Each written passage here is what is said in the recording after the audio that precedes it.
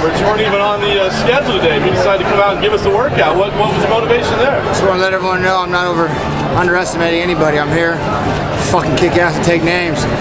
Best shape I've ever been in. Fucking weight's on point. I feel good, man. I'm ready. I want to fight today, you know. I seen Modesty downstairs. Told him to step up to the fight. Let's go make 50 grand, man. He's game, you know, solid dude. Super excited for Saturday night, man. If you haven't bought it, fucking order it, pay-per-view. Let's go, get off your asses. Cowboys fighting, it's gonna be a good time. Have you been surprised? This is one of the first fights I've ever seen like negative feedback towards you. They're like, why is Cowboy taking this fight? Has that been shocking to you at all? It's kind of good. People are like, yo, Cowboy, get the title, man. But it's not my style, you know? Like I was telling everyone earlier today, I can't be the guy that says I want to fight anyone, anywhere, anytime.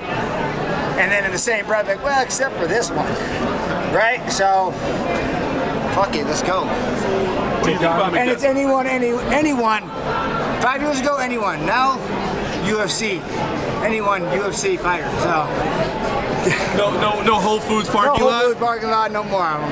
I have an image to uphold now. I got little kids coming to me, so they idolize me, so I can't let them think that it's okay to do that kind of shit, you know? So, it's cool. Hey, Cowboy, in an interview, Nurmagomedov said that if you win this fight, you should fight for the title. What's your thought about that? Cool. I mean, if I win this fight and they say, Cowboy, we don't know what we're going to do yet, have a seat, I'm saying, give me another fight. But if they say, Cowboy, we're giving you the title, here you go, awesome. I'll sit and I'll wait. And I'll go wakeboard my ass off all summer. So, but yeah, thank you, Khabib. I appreciate that finally one positive thing towards me, so that's good. You said you're not underestimating John, but do you feel like the public is? Because he looked pretty good at 186. Listen, people are, you're not in the UFC because you're on the sign, stand on the corner of the sign, we'll fight for food, you know?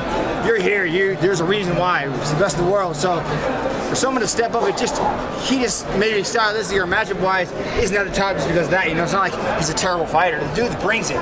So, yeah, and if you think that I think he's not going to become, he's coming hard. I know he is. Absolutely, this is his fucking win-win-win-win-win-win chance. So, yeah, it's also a fucking win-win for me. You said you got kids coming up to you saying they idolize you. You've taken a lot of fighters under your wing, right, opening up the ranch, bringing people out.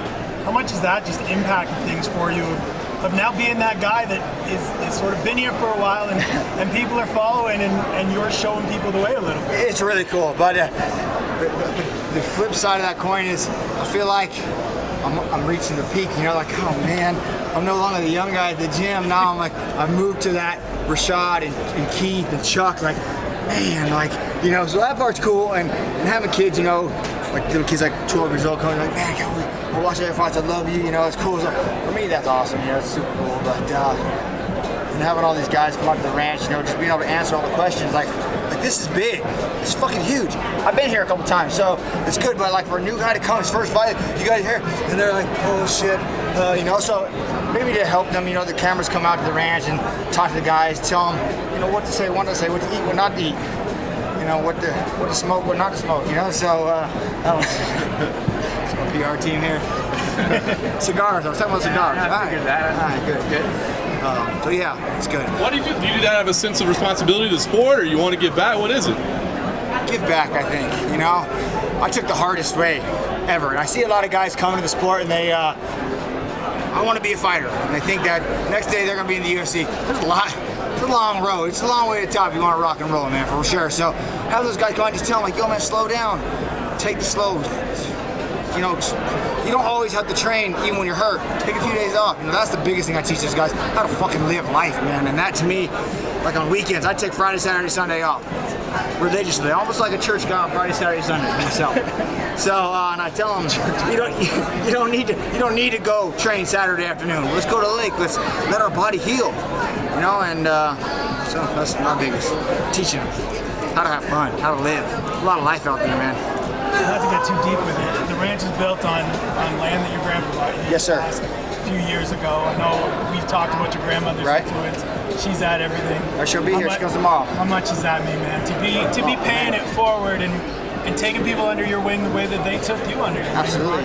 You said it best right there. I mean, just to take money, to pay it forward, man. Exactly. You know, I'm living in a free house that they built, trying to build a house that I built. You know, so it's cool. You know, the ranch is really coming along, and we don't raise cattle or pigs. We raise bad motherfuckers, man. It's kind of cool. And one horse, Philly. Yeah. What do you think about Dos Anjos? Do you already think about Dos Anjos? About Dos Anjos? Oh man, the guy beat me once. Against Pettis, he looked awesome. Did everything right in that fight. So I'm sure he's going to be watching very closely on Saturday night, and I'm excited to do rounds 4, 5, 6, 7, and 8 with him. So it's coming. Do you think about this rematch? The rematch doesn't matter to me. Everyone always says, like, who's the one guy you want to rematch with? You know, who could you pick out? Like, I don't care. Fight's fight. That's done. I'm over it. I watch every fight one time with my grandma. She tells me how shitty I did, and then I move on. So I don't dwell on that.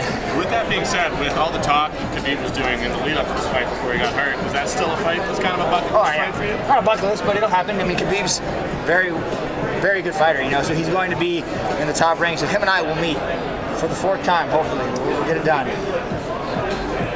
Thanks, Cowboy. Right on, guys. Thank you.